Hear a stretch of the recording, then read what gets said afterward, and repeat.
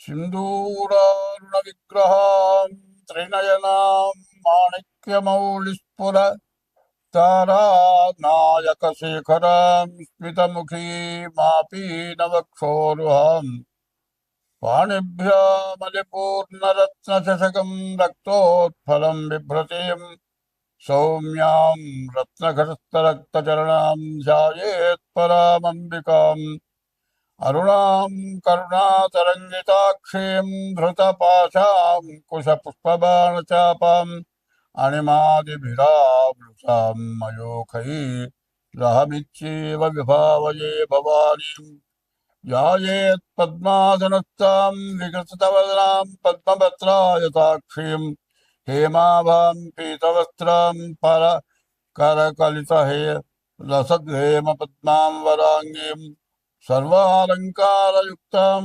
सकलमभयदां सर्वसम्पत्प्रदात्रीं सकुङ्कुमविलेपनामलिकचुम्बिकस्तूलिकां समन्दहसिते ससदचापपाशां कुशाम् अशेषजनमोहिनीमरुणमाल्य भूषाम्बरां जपा कुसुमभासुरां जपविधोस्मरेदम्बिकाम् 2026 సంవత్సరం ఫిబ్రవరి నెల మాస ఫలితాలు చెప్పుకుందాం.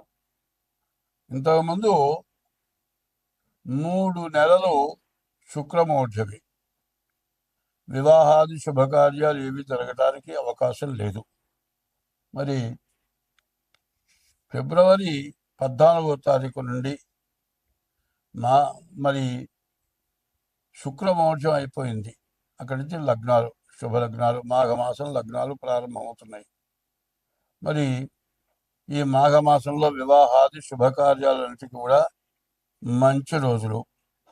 అట్లాగే తర్వాత మహాశివరాత్రి, ఇది చాలా మనకు హిందూ ధర్మానికి చాలా విశేషమైనటువంటి పండగ. శుభముహూర్తాలు ఫిబ్రవరి 13 నుంచి శుభముహూర్తాలు. తర్వాత ఇది అయిపోయిన తర్వాత 15వ తారీఖు మాత్రం మహాశివరాత్రి, శివుడికి ప్రీతి అయినటువంటి రోజులు. ఈ మాఘమాసం పాల్గొన మాసం పూర్తిగా లగ్నాలు ఉన్నవి, మంచి టైములు ఇవి. కాబట్టి అన్ని కార్యక్రమాలకు కూడా చాలా విశేషమైన రోజులు.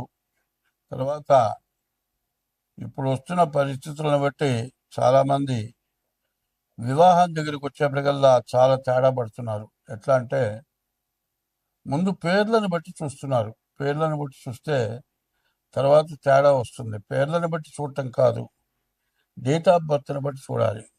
డేట్ ఆఫ్ బర్త్, పుట్టిన తారీఖు, నెల, సంవత్సరం, టైంని బట్టి వివాహానికి చూడాలి. అట్లా చూడకుండా ఏదో పేర్లు బట్టి పులి, మేక, ఆవు, పులి ఇట్లాంటివి చూస్తున్నారు. అది కాకుండా ఎట్లా చూడాలి అంటే, మరి భార్యాభర్త ఇద్దరికి కూడా షష్టాష్టకాలు అంటారు.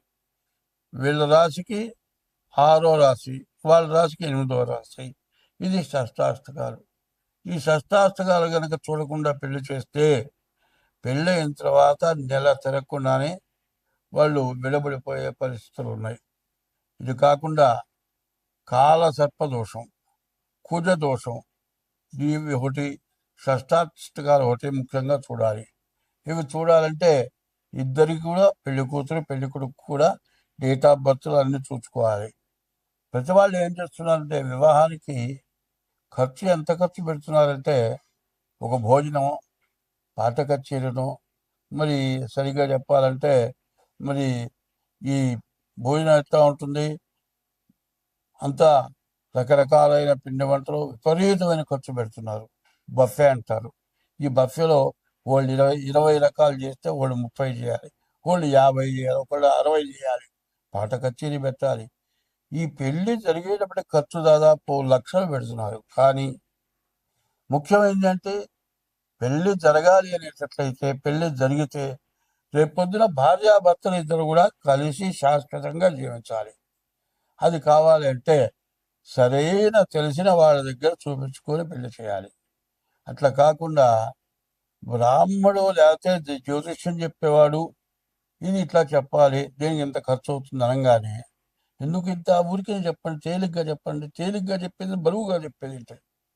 తేలిగ్గా చెప్పాలంటే డేట్ ఆఫ్ బర్త్ లేకుండా చెప్పలేము. డేట్ ఆఫ్ బర్త్ లేకపోతే హస్త సాముద్రిక ద్వారా చెప్పాలి. వీళ్ళ కళ్యకు ఉంటుందా ఉండదా, విడబడిపోతారా? అది తెలుసుకొని పెళ్లి చేయాల్సిన బాధ్యతలు తల్లిదండ్రులకు ఉన్నాయి. తర్వాత పిల్లలు చదువుకొని ఉద్యోగం చేస్తున్నారు. ఉద్యోగం చేస్తుంటే ఆడపిల్ల మగపిల్లలు కూడా అక్కడ ఉద్యోగం చేస్తున్నారు. వీళ్ళు మాట కలిసి మేము ప్రేమించుకున్నాం, మేము పెళ్లి చేసుకుంటాం. వాళ్ళు సెటిల్ అయిపోతారు. సెటిల్ అయిపోయి తండ్రుల దగ్గరికి వచ్చి నేను ఒక అమ్మాయిని ప్రేమించాను, నేను పెళ్లి చేసుకుంటాను. మరి అదే మన కులం కావాలరా, గోత్రం కావాలరా అంటే కాదు, నేను ఈ పిల్లని అయితేనే చేసుకుంటా, లేకపోతే చేస్తానంటాడు. సరే వాళ్ళు ఒప్పుకోరు. మా దగ్గరికి వస్తారు, ఏమండి మేమిద్దరం ప్రేమించుకున్నాం, మాకు కుదురుతుందా కుదరదా చెప్పండి అని అడుగుతారు. ఇవాళ మీకు కుదరదు అని చెబితే మానుకుంటారంటే మానుకోరు. మానుకున్నప్పుడు మంచిగా చెడ్డ చూసుకోవాల్సిన అవసరం ఏముంది? ఇప్పుడు పెళ్లి చేసుకోవాలంటే ముందు జాతకాలు కలిసి లేవో చూడాలి. చూసిన తర్వాత పిల్లలు చూడాలి. అది లేకుండా పెద్దవాళ్ళు కానీ చేసుకుంటే పిల్లలు కానీ స్వతంత్రమైన తీసుకొని ఈ విధంగా చేసుకొని నెల 2 నెలలు తిరగానే కోర్టుకెక్కి మరి విడాకులు రాక విపరీతంగా కోర్టులో ఇవన్నీ మూలుగుతున్నాయి. లాయర్లు కూడా విసుక్కుంటున్నారు. కాబట్టి నేను చెప్పబోయేది ఏంటంటే, ఎవరైనా సరే వివాహాలకి టైము కాబట్టి ఈ టైంలో జాగ్రత్తగా డేట్ ఆఫ్ బర్త్ ద్వారా మాత్రం మీరు వివాహానికి కుదురుతుందా లేదా అనేది చెప్పాలంటే మేము చెబుతాం. అయితే దానికి తగిన ఫీజు తీసుకొని చెబుతాం. ఇట్లా చేసుకుంటే మీకు అన్ని విధాల మంచిది. 2026 సంవత్సరం ఫిబ్రవరి నెల 12వ రాశి మీనరాశి. ఈ మీనరాశి కూడా ఏలనాడు శని. మొన్న మార్చి 30కి 2 సంవత్సరాలన్నర గడిచిపోయింది. ఇప్పుడు ఇంకో సంవత్సరం గడిచిపోయింది, 3 సంవత్సరాలన్నర. 3 సంవత్సరాలన్నర గడిచిపోతే మరి 7 సంవత్సరాలన్నర ఉంది. మరి 3 సంవత్సరాలన్నర, 4 సంవత్సరాలు ఇంకా ఏలినాడు శని మీకుంది. ఈ ఏలినాడు శని వల్ల చాలా ఇబ్బందులు, కష్టాలు బాగా ఎక్కువగా ఉంటాయి. జన్మ శని అంటే చాలా బాధ. ఇక ఈ శని బాధ ఎవడు పడలేనటువంటి బాధ. ప్రాణం తీసుకోవటమో, ఆత్మహత్య చేసుకుందాం అన్న పరిస్థితి వస్తుంది.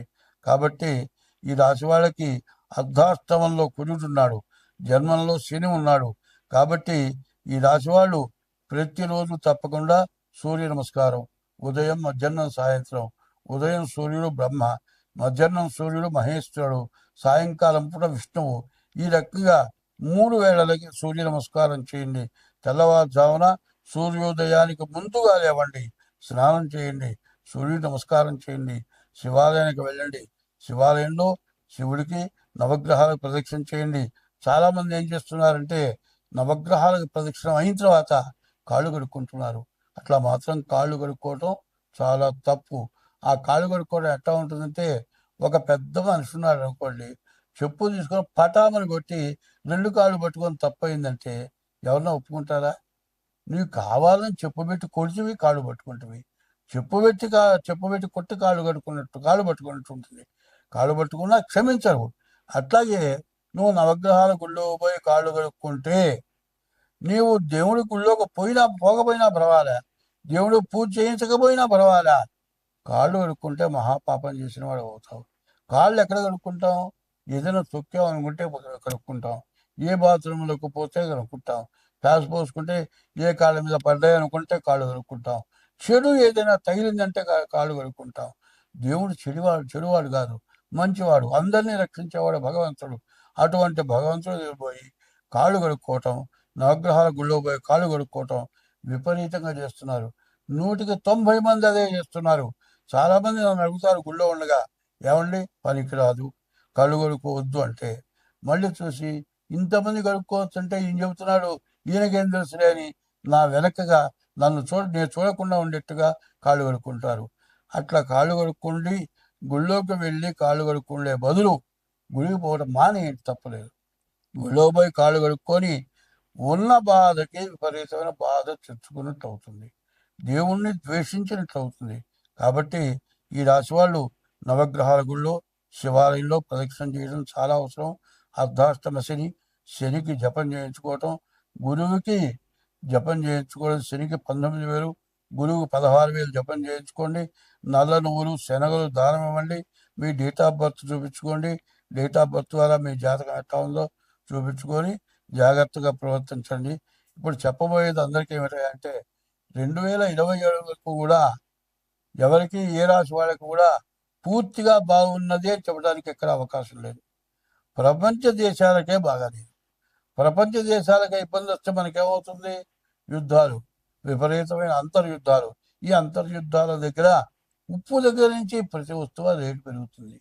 నీవు చేసే ఉద్యోగంలో కానీ, నీవు చేసే వ్యాపారంలో కానీ వచ్చే ఆదాయం అన్నా పెరుగుతుందా? పెరగదు. ఆదాయం మాత్రం తక్కువే ఉంటుంది. కానీ ఈ ఆదాయం తక్కువ, ఖర్చు ఎక్కువ. పైన ఈ వాతావరణం బాగాలేదు. విపరీతమైన వర్షాలు కురిసినాయి. రేపు రాబోయే కూడా విపరీతమైన ఎండలు కాస్తాయి. దీనివల్ల రోగాలు, వ్యాధులు ఎక్కువ అవటం, జనానికి మందులు ఎక్కువ అవుతాయి, ఖర్చులు ఎక్కువ అవుతాయి. కాబట్టి ఈ రాశివాళ్ళు ప్రతి రాశివాళ్ళు కూడా తప్పనిసరిగా మీ జాతకాలు చూపించుకోవడం చాలా అవసరం. జాతకం చూపించుకొని దానికి తగినట్టుగా మీరు ప్రవర్తిస్తే మీకు ఎంతైనా మంచిది. అట్లా కాకుండా ఏదో చెప్పాళ్లే, విన్నాములే అని అనుకునేటట్లయితే మేము చెప్పి మీకు ఏమీ ఉపయోగం లేదు. మీరు అందరూ బాగుండాలని ఉద్దేశంతో మీ జాతకాలు చెప్పడం జరుగుతుంది. కానీ ఏదో మీ దగ్గర డబ్బులు వస్తాయి, డబ్బులు తీసుకుందామనే ఉద్దేశంతో జాతకాలు చెప్పే విషయం కాదు. ఎందుకంటే మాబోటి వయసు వాళ్ళు స్వార్థంతో ఏది చెప్పరు. నా వయసు 80 సంవత్సరాలు. ఈ వయసులో మీ దగ్గర ఏదో డబ్బులు కాజేయాలి మాత్రం మేము చెప్పం. కాబట్టి మీరు చెప్పింది బాగా అర్థం చేసుకోండి. ఏమవుతుందంటే అంతా మునిగిన తర్వాత ఏమనుకుంటే లాభం? ఒక శాస్త్రం చెప్పింది, కరివి మింగిన వెలగ పండు కరళిని సుమతి అని. ఏనుగా వెలక్కాయ మింగుతుందండి. వెలక్కాయ మింగేటప్పుడు గుజ్జుంటుంది, ముడ్డెమ్మడి వెలక్కాయ పడుతుంది. అది పడేటప్పుడు వెలక్కాయలో గుజ్జు ఉండదు. డబ్బు వచ్చేటప్పుడు, ఐశ్వర్యం వచ్చేటప్పుడు దానంతా గబగబగబగబ వచ్చేస్తుంది. లక్ష్మి చంచలమైంది. లక్ష్మి ఇచ్చే ఐశ్వర్యం ఏదో రోజు పోయేదే, చంచలమైంది. ఈశ్వరుడు ఇచ్చే ఐశ్వర్యం శాశ్వతంగా నిలబడేది. కాబట్టి మీరు ఎప్పుడైనా సరే ఈశ్వరుడిచ్చే ఐశ్వర్యమా, లక్ష్మి ఇచ్చే ఐశ్వర్యమా? లక్ష్మి చంచలమైంది. కాబట్టి మీరు జాగ్రత్త ఎంత పడితే ఉన్నప్పుడు జాగ్రత్త పడాలి. పోయిన తర్వాత జాగ్రత్త పడితే ఏమి లాభం? ఉన్నప్పుడు పోకుండా జాగ్రత్త పడండి, అన్ని విధాలా బాగుంటుంది.